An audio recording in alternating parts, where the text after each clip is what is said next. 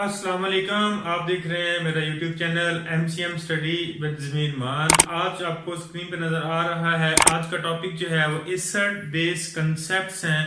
क्योंकि पहले वक्तों में क्या था कि एसिड और बेस की पहचान जो है वो बहुत मुश्किल हो गई थी कि कैसे पता चले कि दो सोल्यूशन में से एसिड कौन सा है और बेस कौन सा है, जबकि इनकी कैरेक्टरिस्टिक्स जो है वो दोनों के डिफरेंट हैं। तो चलें देखते हैं कि कैरेक्टरिस्टिक्स क्या हैं। एसिड जो है ये सोर टेस्ट होते हैं, जस्ट लाइक सिट्रस फ्रूट्स जो है जिन जैसे उनका टेस्ट है उसी तरह का टेस्ट होता है एसिड्स का। जबकि बेस जो है ये बिटर टेस्ट है और feel slippery like soap. Soap को जैसे आप पकड़े तो वो स्लिपरी जो है वो फील महसूस होता है, आपको फील होता है। तो उसी तरह से ये कैरेक्टरिस्टिक्स है बेस का। और दूसरा अगर केमिकल देखा जाए तो ये ब्लू लिटमस पेपर को रेड में कन्वर्ट करते हैं एसिड, जबकि बेस जो है ये रेड लिटमस पेपर को ब्लू में टर्न कर देते हैं। ठीक है। और तीसरा कैरेक्टर है दोनों का जो सेम है, कंडक्ट इलेक्ट्रिसिटी। अगर इनके इक्वल सॉल्यूशन में से इलेक्ट्रिसिटी जो है वो गुजारना चाहें तो ये कंडक्ट कर सकते हैं। तो ये थे इन दोनों के डिफरेंट जो है कैरेक्टरिस्टिक्स। तो अब आते हैं कि कंसेप्ट क्या है, कैसे पता चला कि ये सॉल्यूशन एसिड है केमिकल में और ये बेस है। तो इसमें मुख्तलिफ साइंटिस्ट जो है उन्होंने अपनी खिदमात सरंजाम दी। तो आज का जो साइंटिस्ट है वो है Arrhenius concept of acid and base. Acid base का जो आर्हीनियस का कंसेप्ट है उसको आज वीडियो में डिस्कस करते हैं कि इसने क्या कहा और इसके ड्रॉबैक्स क्या हैं, लिमिटेशंस क्या हैं इस कंसेप्ट की। तो शुरू करते हैं। According to Arrhenius, a substance dissociate in aqueous solution to give hydrogen ion is called acid। ये कंसेप्ट आर्हीनियस ने 1787 में जो है वो पेश किया था। उसने कहा कि एसिड वो सबस्टांस है जो एक्वस सॉल्यूशन में हाइड्रोजन आयन जो है वो दे वो एसिड है, while base is a substance dissociate in aqueous solution to give OH ion। थोड़ा सा ही फर्क है डेफिनेशन में, आखिर पे चेंज करना है, हाइड्रोजन आयन की जगह पे आपने लिख देना है हाइड्रोक्सिल आयन या OH आयन। तो दोनों की डेफिनेशन हो जाएगी according to Arrhenius concept of acid and base.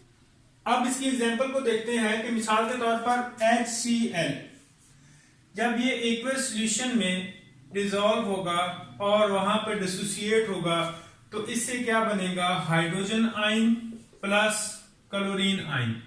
उसके बाद दूसरी एग्जांपल अगर लें HNO3 की, ये भी जब डिसोसिएट होगा तो हाइड्रोजन आयन देगा और साथ में NO3 आयन।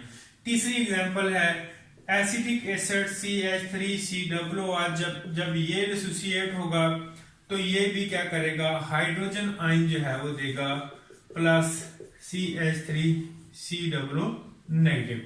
तो इन तीन एग्जांपल में हमने देखा कि जब ये तीनों एसिड डिसोसिएट हुए तो इन्होंने H आयन जो है उसको रिलीज किया।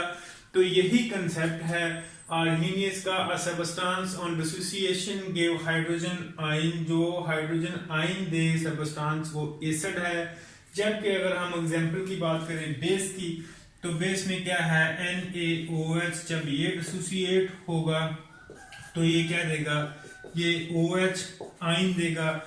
इसी तरह से दूसरी एग्जांपल लेते हैं CaOH, जब ये डिसोसिएट होगा तो ये क्या करेगा, ये भी कैल्शियम आयन और OH आयन जो है वो डिसोसिएट कर देगा।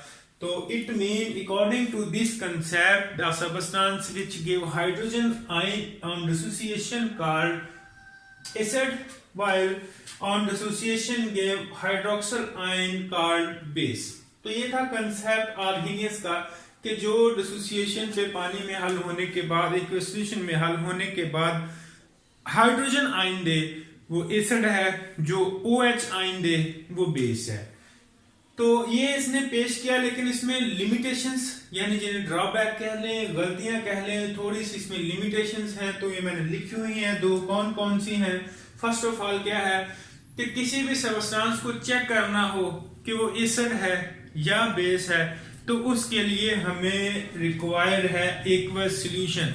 एक्वस सॉल्यूशन के बगैर आप चेक नहीं कर सकते कि ये सॉल्यूशन जो है वो एसिड है या बेस है। पहली तो ये लिमिटेशन है। अगर एक इक्वेशन ना हो तो कैसे चेक करेंगे। दूसरी है कि जैसे बहुत से ऐसे कंपाउंड्स हैं, CO2 है, Na3 है, कि जो नेचर इनकी एसिड और बेस है, जैसा कि CO2 जो है ये एसिडिक इन नेचर है, Na3 जो है ये एक बेस है, जबकि अगर Cu को देखा जाए तो इसमें H आयन प्रोड्यूस नहीं हो सकता या ये नहीं करता, तो ये एसिडिक इन नेचर है, तो फिर ये कैसे कंसेप्ट इस पे एप्लीकेबल होगा। इसी तरह से Na3 है, ये OH आयन नहीं दे रहा, तो कैसे फिर ये लॉ इस पे एप्लीकेबल होगा।